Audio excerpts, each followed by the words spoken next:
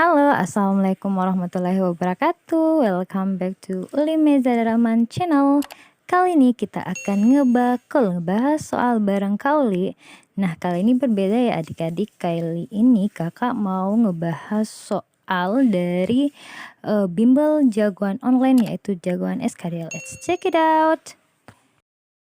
Oke, soal nomor 1. Bila presiden dan wakil presiden mangkat dalam waktu bersamaan, maka tugas kenegaraan digantikan oleh A. Ketua MPR, B. Menteri Dalam Negeri, C. Menteri Dalam Negeri, Menteri Luar Negeri, Menteri Pertahanan, D. Menteri Luar Negeri, atau E. Menteri Pertahanan.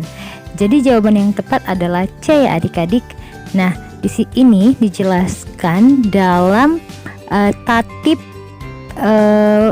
MPR, yaitu pasal 116 ayat 1 ya adik-adik, yaitu dalam hal presiden dan wakil presiden mangkat, diberhentikan atau tidak dapat melakukan kewajibannya dalam masa jabatannya secara bersamaan, pelaksana tugas kepresidenan adalah Menteri Luar Negeri, Menteri Dalam Negeri, dan Menteri Pertahanan secara bersama-sama sampai dengan terpilih dan dilantiknya presiden dan wakil presiden oleh MPR.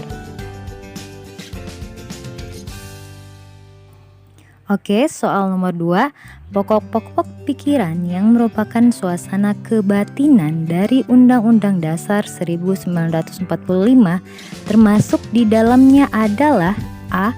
Negara melindungi segenap bangsa Indonesia dan dengan berdasarkan persatuan. B. Negara Indonesia mewujudkan keadilan sosial bagi seluruh rakyat Indonesia. C. Negara berkedaulatan rakyat berdasarkan atas kerakyatan dan permusyawaratan perwakilan. D.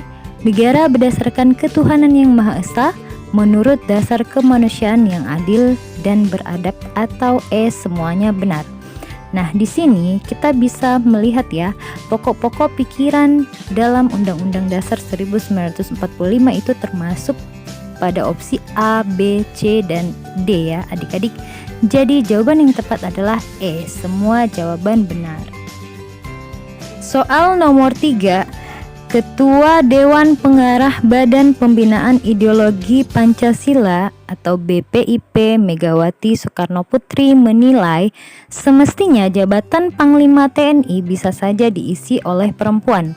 Hal ini diutarakan Megawati saat membuka acara BPIP yang bertajuk Perempuan Hebat untuk Indonesia Maju. Megawati mengatakan peran Laksamana Malahayati menunjukkan sejatinya perempuan layak menduduki posisi tinggi di militer. Pernyataan di atas menunjukkan eksistensi wanita dalam hal A. Bela negara, B. Emansipasi, C. Patriotisme, D. Hak asasi manusia, atau E. Kepangkatan wanita TNI. Nah, di sini jawaban yang tepat adalah E adik-adik. Kenapa? Karena kita bisa lihat dari kata jabatan Panglima TNI. Soal selanjutnya, implementasi dalam kehidupan nyata penerapan Pancasila sebagai dasar negara tercermin kegiatan sebagai berikut.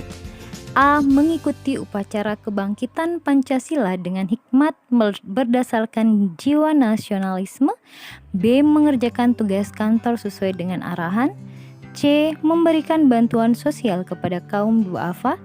D. Pulang setelah jam kantor selesai dan memberi salam kepada atasan dan rekan kerja.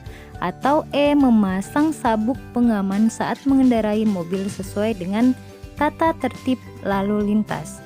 Nah, di sini adik-adik harus tahu dulu, arti penting Pancasila sebagai dasar negara adalah Pancasila menjadi pedoman bagi masyarakat Indonesia.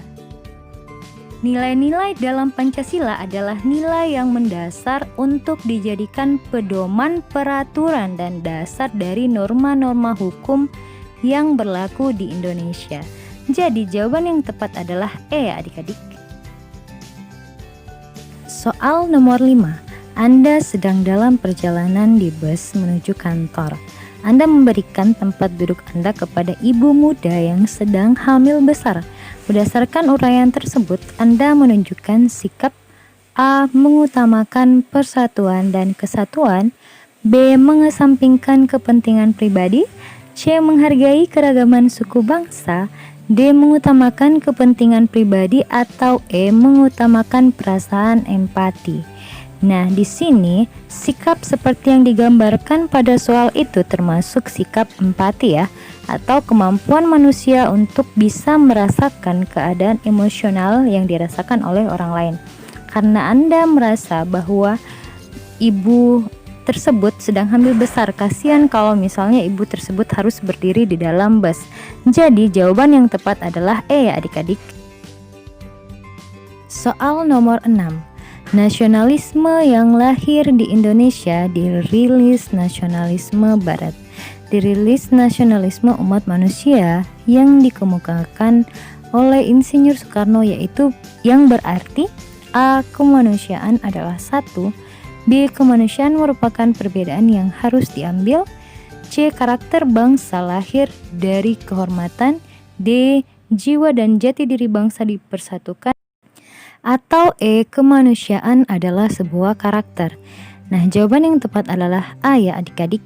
Pandangan Insinyur Soekarno yang menentukan nasionalisme kemanusiaan diartikan sebagai pertolongan satu yang merangkul semua perbedaan dan mewujudkan titah Gajah Mada yang memiliki mencapai tujuan ayah ibu bangsa Indonesia.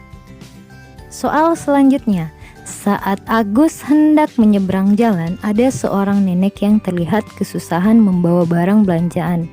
Sepertinya nenek itu hendak ke seberang jalan. Agus kemudian menghampirinya dan membantu nenek itu membawakan barang belanjaan dan menuntunnya menyeberangi jalan. Yang terkandung di dalam cerita di atas adalah A.